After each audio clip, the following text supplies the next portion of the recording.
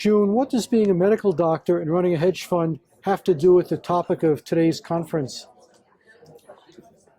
Well, healthcare, being a doctor and being an investor in the healthcare field is an enormous privilege because we're in the business of making people live longer and stronger lives.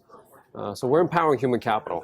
So one of the consequences of the healthcare industry today is that we have an aging population. That's an enormous privilege.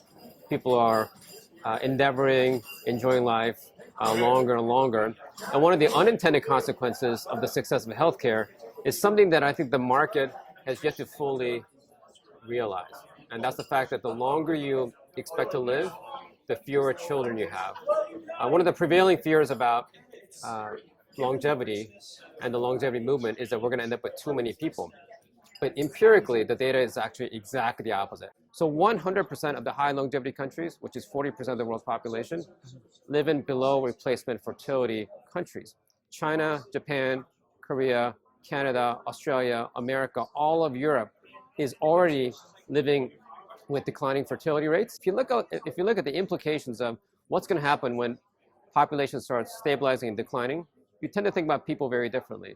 In fact, what if the most scarce resource on the planet is not natural resources like oil or land? What if it's people? I think we should get over our fears on this. The fear-mongering around population has been around since Thomas Malthus, who started to talk about the coming crisis of population overgrowth. And then this was further expounded by Paul Ehrlich, a Stanford biologist. In 1966, he published a book called The Population Bomb, kind of exploiting the whole Red Scare. And that book was a bestseller. So most people in leadership roles today were weaned on the idea that population growth is the biggest threat that humanity faces. Well, one of the issues is that if the population is too large, there might not be enough productive work for everybody. Exactly. And then people will starve and then bring the population down again. That's exactly right. So those are all fear-based, right? But the reality is, what if the population starts contracting not because we can't feed them, but because that's the natural consequence of prosperity? So if you look at what's happening right now, so the world population actually peaked from a growth rate perspective the year Paul Ehrlich published his book in 1966. And since then, it's been in decline ever since. And yet, most people in policy roles, most people in heads of businesses still remember that book, and they still think population is going to grow. The theory of war around natural resources really started in the 1970s.